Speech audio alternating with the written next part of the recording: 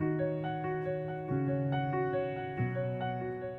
everyone, we have a full moon coming up this weekend. I just want to share some of the highlights with you. I drew this chart up and figured I should put some information out there. There's a lot of potential for healing energies and breakthroughs to happen. And, just like checking the weather, it's important to know if there's a storm coming up as you prepare to travel, as you prepare for your weekend, to understand some of the energies that are at play. So the full moon will be exact February 5th, which is Sunday at 12:28 p.m. Central Time. So the main features of this are that the sun is at about 17 degrees Aquarius, and opposite that is the moon at 17 Leo. So this is fixed air versus fixed fire. And the moon and the sun will be squaring Uranus in Taurus. So you can see in my chart the square right there, T square. So those are interesting degrees. The Sabian symbol for 17 degrees in Aquarius, where the sun is a watch dog stands guard. So this is going to be highlighting, illuminating, and the sun has the energy of joy and the soul's purpose. So the sun is bringing joy and illumination in a fixed air sign, so something that remains like in the crown, like a jewel. And its energies around what are we protecting, what is precious to us, what are our values, what are we guarding, who is it that we're guarding, what is it that we're guarding. So becoming mindful of that. So you might feel some of that guardedness or protection, or I'm going to keep this safe, or this is vulnerable kind of energy for this full moon. Opposite at 17 Leo, the Sabian symbol reads, a volunteer church choir sings religious hymns. So this ideal has to do with collective values. And what is it when the community comes together that they truly sing about that is sacred, that uplifts the individual into wholeness? So you can see those opposites there, as one is going to guard and protect and keep safe. The other is finding this ideal of a value that's good for everybody. And the tension is breaking at that Uranus is 16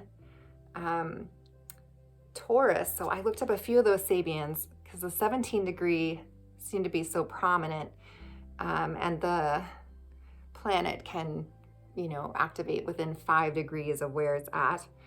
So where Uranus is at is an old man attempting vainly to reveal the mysteries. And this degree is a little complicated. It has to do with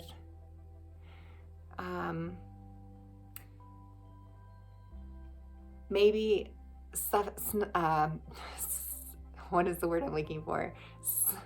Also, my kids say you gotta suss it out, like sussing out the true root of why is it that you want to tell the mysteries? What is it that you're trying to share?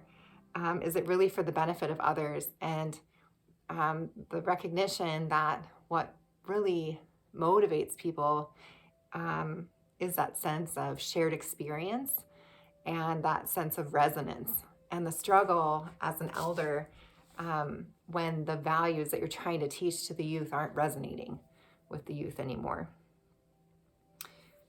17 degrees Taurus is about a battle between the swords and the torches. So swords is Aquarius air sign, torches is fire Leo sign. So that is the exact tension.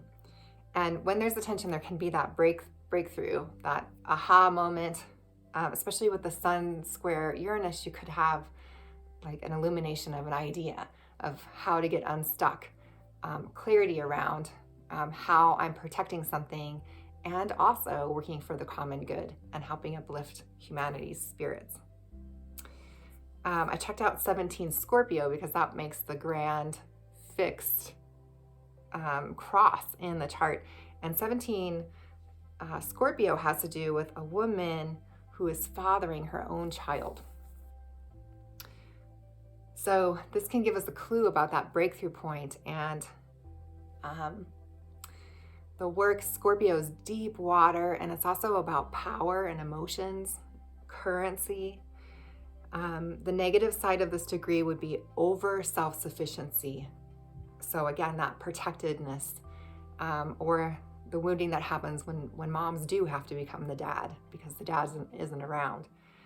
It can also have to do with the inner father within us and recognizing the difference between the inner father and the outer father, and becoming conscious of hearing that good enough father, that internal voice, and that relationship of that voice to our soul, that feminine part of ourself that is exploring the depths of her own power in this watery, scorpionic way.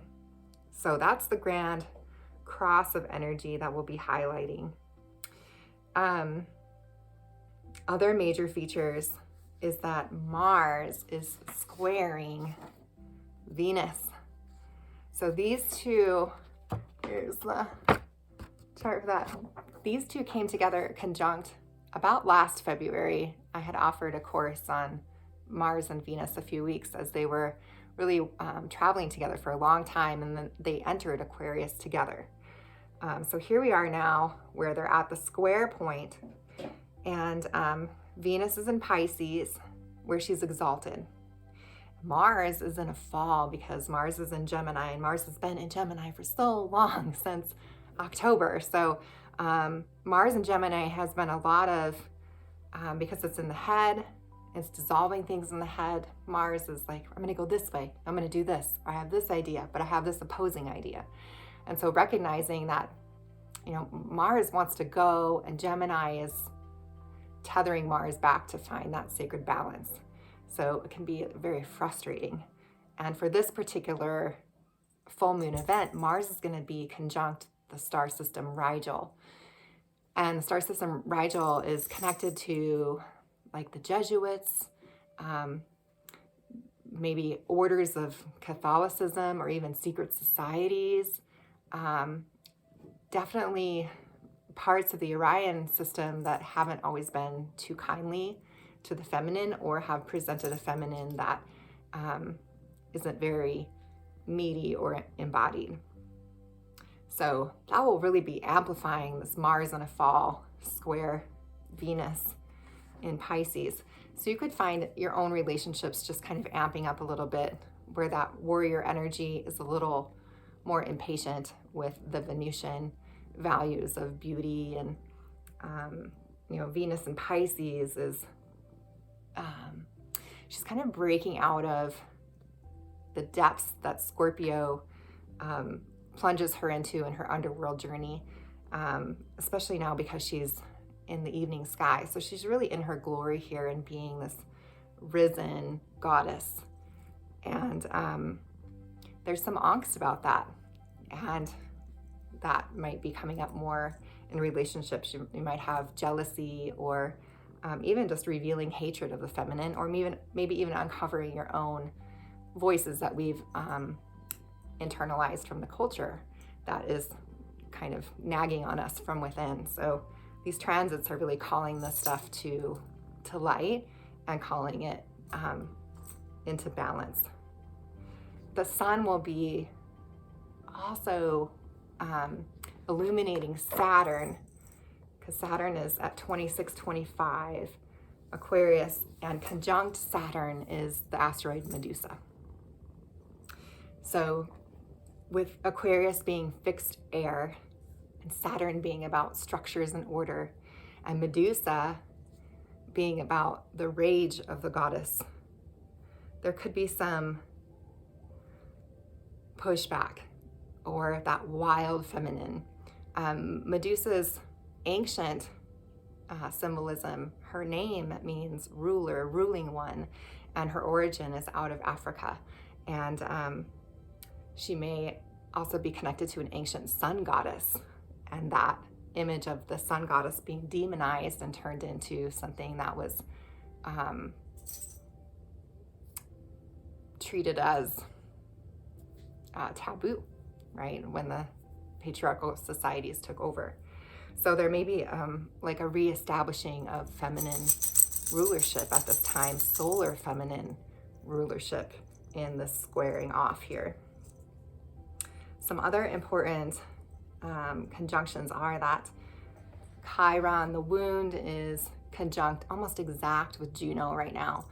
So really amplifying the awareness of the pains in sacred marriage and how challenging it is to be in the role of Hera, married to Zeus, and whatever those marriage mysteries were a part of, and what they entailed. And there definitely was a lot of battles between Zeus and Hera, and also things that were hidden in the marriage mysteries as well. So those kind of topics will be illuminated in this full moon as well. I found the goddess Hecate, the triple goddess asteroid. She's at the very end of Gemini right now. And I thought it was interesting. I had kind of accidentally also found an asteroid DNA at the end of Gemini. And the very last degrees of Gemini are very mysterious because they're breaking down all that was too fixed in the air to birth a new mystery and a new idea. And with Hecate representing the triple goddess in her mother, maiden, crone forms, and with the DNA here at this full moon, just my initial sense was that there could be some DNA transformation. And I had recently seen something online that talked about the different phases of the moon create different chemical reactions and serotonin and dopamine in the mind. So there is definitely some magic at play in the full moonlight and ancient rituals and ancient teachings about being still, being prayerful at these times, allowing this light to wash us clean, to purify us. And in this instance, I would say even activate our DNA, really make us more alive. And even more so as we just, today is in bulk, and we're celebrating the fire that's in the belly of the earth. As Saint Bridget is celebrated on this day, she was commemorated on this day. She passed away on this day as a remembrance of her life and her death. And she's said to fly over the whole world this night and to offer healing to the people who are needing her sacred fires in their life. So it's a lot of beautiful reigniting of life energy that is coming forward in these transits. So let me just check. I think that's all of the main transits. Oh, Mercury is squaring. I just saw this. I drew the chart, but sometimes you don't see things until you look at it in a different way. Mercury is squaring Eris, the goddess of chaos. So that could be bringing out a lot more challenges in communications. And remember, Eris is going to erupt chaos in order to bring consciousness. So it's not just to disrupt the peace for no reason at all, but it's to recognize that when we penetrate the exterior veneer of what we think is true, that underneath that peaceful veneer is often an inner war. And so Eris is able to penetrate the fake outside and look at what's really true on the inside in order to bring more integrity, more alignment with what's really going on. So she brings chaos in order to bring consciousness so that we can look at the chaos rather than live in denial that it's walking around with us. So Mercury may be talking about that stuff more. Mercury's in Capricorn at 22 degrees. Eris is at 23:59. And Mercury's in a fall in Capricorn, so he can be a little mean, spirited in Capricorn, a little tricky, making deals that aren't always fair. Mercury rules the merchants in Capricorn, so it has less of a spiritual idealism in this particular placement than it would in other houses. So that is the basic astrology coming up. Oh, one more thing. Vesta asteroid, which represents sacred fires, is conjunct Shiva asteroid right now for this full moon event. So, and Shiva represents the masculine principle, and we could see the feminine principle of sacred fires in Vesta. So it's like a joining together of that feminine fire with the sacred masculine, and having that purification of those elements. So that's at the very end of Pisces, and Shiva is Lord of the dance. Shiva knows full well at a certain stage of consciousness, he knows his need of the divine feminine. He's not at war, but there are different stages of Shiva's evolution, and at some stages Shiva is still trying to mechanize, that's the word, mechanize and copy the feminine, not recognizing that the feminine is the creative fires, and Shiva comes with the destroying capability, and that ability to recognize consciously what needs to be destroyed rather than destroying things unconsciously. So that certainly is a developmental task that we all have as human beings, to learn how to wield our destructive tendencies so that we're really destroying that which isn't for our highest good, destroying ignorance, destroying avarice, greed, pride, these kind of jealousy, these things that pull us down into more negative experiences. So I always end my readings with a card pull, but I have to go grab my cards real quick. I'll be right back. All right. I have my Muse deck. Today is one of my favorite decks to use. And just clearing this deck and doing a full moon card reading, asking for symbols, information, words, and pictures that can be of service to us at this time. We'll do 3 cards. This one is there. First card is like the situation, the theme, the subject matter. The second card is what is causing the obstacles, what is the stressors right now. And then the third card is the breakthrough card, is that one. All right, so main theme, 7 of emotions. Well, the moon is in Cancer right now, right before it goes into Leo. So, oh, that's my son. Dylan, I'm doing a film, just FYI. So lots of wisdom in the emotions too, like being able to feel it all and make discernment through all those different streams. Challenges, obstacles, blocks. 2 of emotions, so like our feelings and other people's feelings, and how to navigate being whole and being in relationship, and that delicate dance we do with other people. A solution.